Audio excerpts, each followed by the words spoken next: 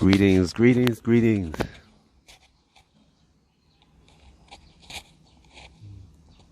Beautiful day, beautiful day, beautiful day.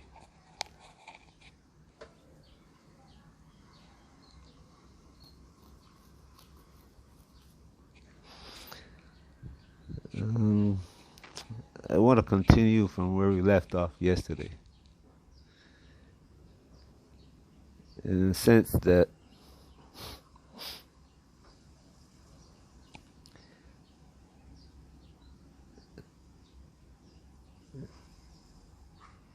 everything is connected. Everything. There's nothing that's is out there on its own. You know, one of my past duties was um, safety. The company that I work for. Um,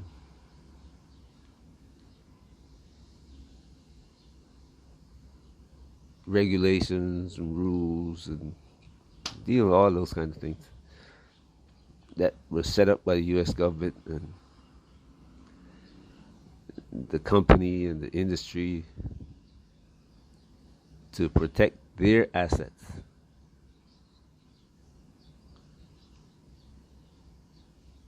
But it had to include us, the people who um, worked for the company.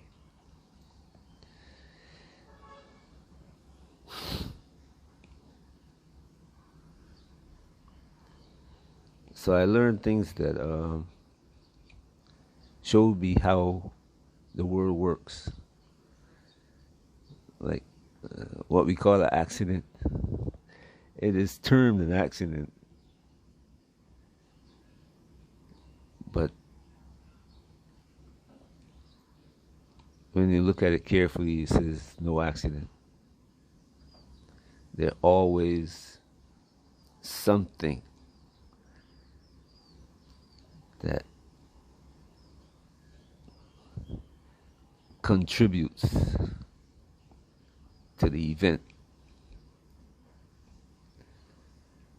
You know, if you're a flight crew of the airplane, you're supposed to get 8 hours rest prior to stepping on that airplane, prior to leaving the house, actually. Prior to leaving the place where you live or stay in a hotel somewhere overnight or during the day or whatever. It's a night flight. Then you sleep during the day. Prepare for that flight. But if you don't get enough rest, that can contribute to errors because your brain wants to sleep. And the events that you are involved in is not allowing it to sleep. The brain is trying its best. Everything is going to use everything possible to sleep. And if you're looking out the cockpit window at this dark sky with stars out there, you might look at this star, or you look at another aircraft flying in the opposite direction to you. Those flashing lights put you asleep.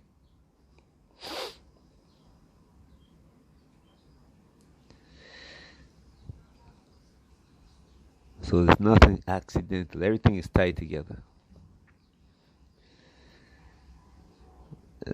We, those of you who've been listening to me for a while, know about the river.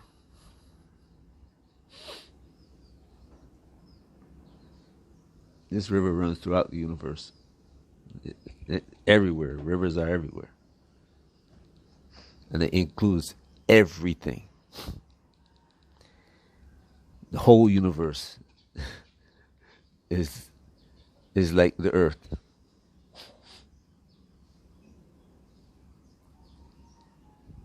There are rivers in the sky. What we call the heavens are rivers, whether it be air or fluid, electrons. There's everything there. Anywhere, we as people move like rivers. Sometimes forcibly. Those who read your Bible can look at, what happened to what is today called the Middle East. Assyria, Palestine, all the kings, when they conquered a country, the most powerful nations, what they did was take all the elites in that population, move them from the location that they're in their country that they settled in, and put them in another country, and move the elites from that country into that other country. Population mixed.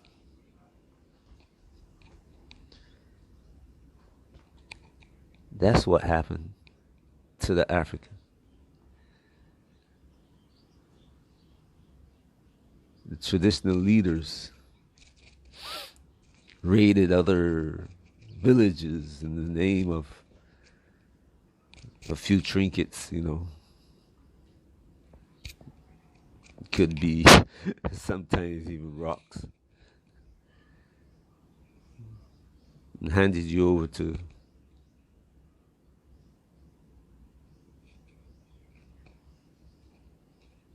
Englishman or Frenchman. He's got a French name or English name. But name is not the person, because you got a man called Miller who calls himself a Jew or a Mennonite.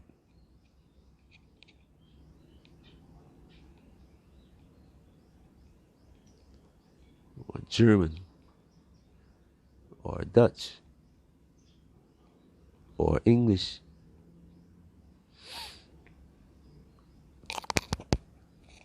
They transport you to England, the African, England, Caribbean, South America, in the case of the Portuguese and Spanish, Caribbean and South America.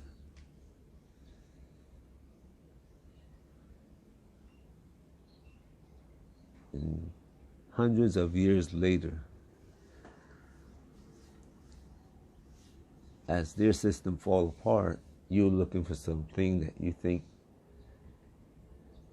is better. And you come across Africa. You've been hearing a lot about it. And you say, you know what? From what I hear, this place is better than where I am.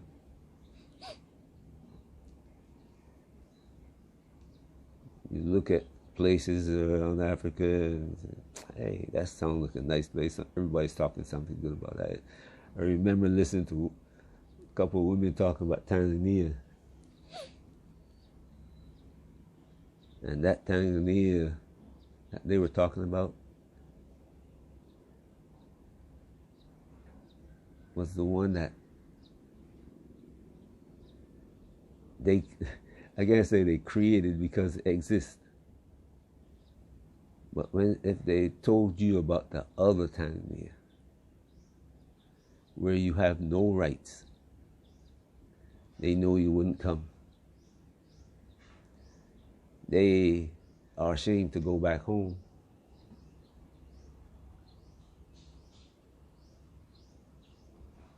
Because they don't want people to think of them as failures. So they encourage you to come. and you don't want to move needle because you don't want the same thing. You don't want to be seen as a failure.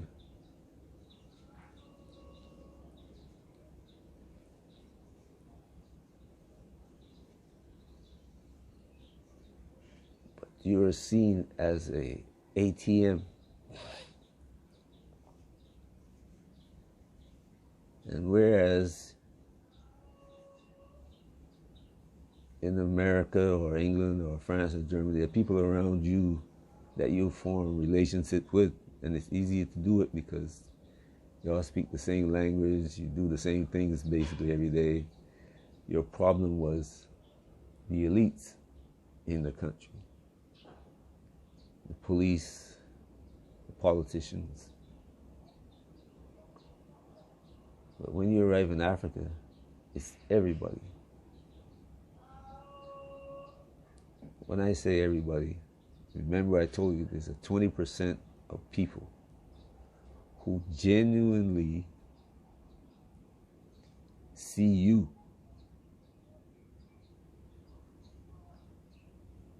and they want to help. But while they see you and they want to help you, you only see the 20% that's smiling at you because they want something from you. The transaction.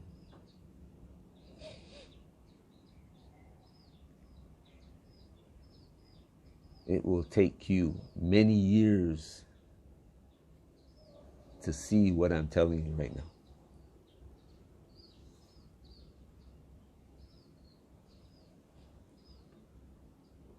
Because you come expecting to be welcomed.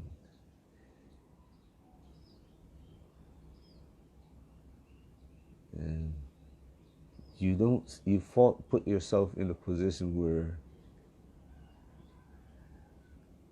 you're looking at the poverty and other issues around you. And the person that you met that smiled at you without intending to help you, for them it's transaction. They smile at you and they telling you these stories about what's going on, and you're feeling sorry for them and you're going to try to help them. But this thing, you're not a trained psychologist and it's wearing on you. Yep, when you first met your friend, the conversation was about you. Where you came from, what you did for a living, and how you like the place that you're living at now, da da da da da. But without you realizing it, the conversation was changed. You begin to be taken to places where you're seeing people instead of in Senegambia or Third Table or someplace where things where you enjoy, you're now seeing this poverty. And he's telling you stories about the poverty in his family. And after a while, you, without realizing, you think you want to help. You can help.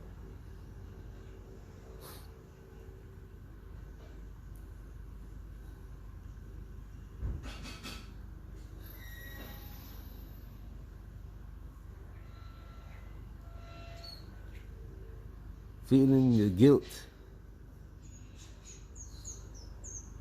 and the pain.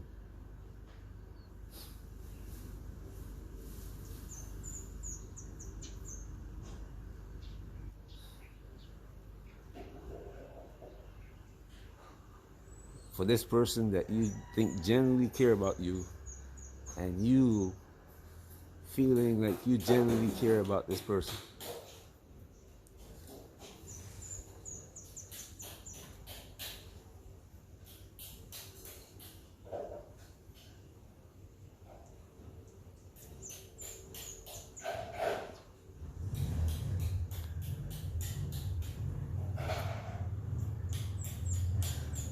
you're in a different environment to the one that you raised up in, were raised up in.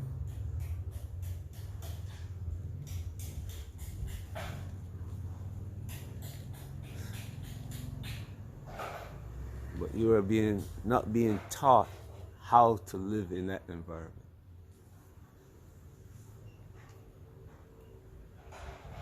You're learning,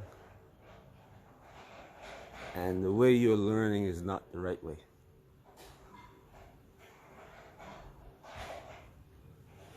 And you look at the other people, the 20% that want to help you, as the bad guy.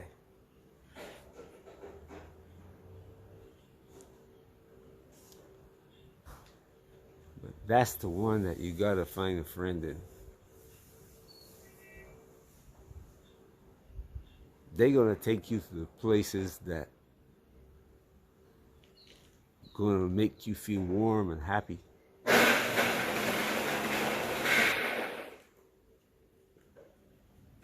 And they're gonna teach you things about the country. They're gonna teach you things.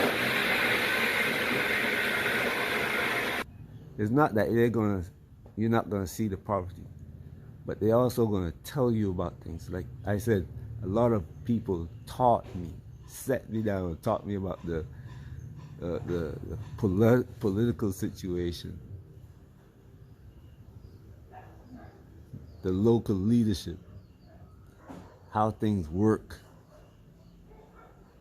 That's what these people are going to tell you. That 20% of people that you should really get to know, that the other guy is keeping you from getting to know them.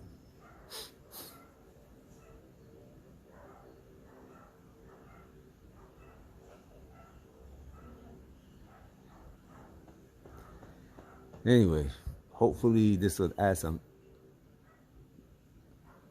This is a continuation of the video I made yesterday. And I think I'm going to stay on this path for a little while. Because a lot of people are going to not be happy with this. Because they're not telling you about it. And don't want it to be known. Their AdSense is in danger. Alright, wherever you are, like I said, look at this. No matter what you see and hear all the time, that 24-hour news cycle is going to be in your ear. You got to take that pause. Even though I'm thinking about something serious, I'm still looking at the clouds and enjoying the blue sky.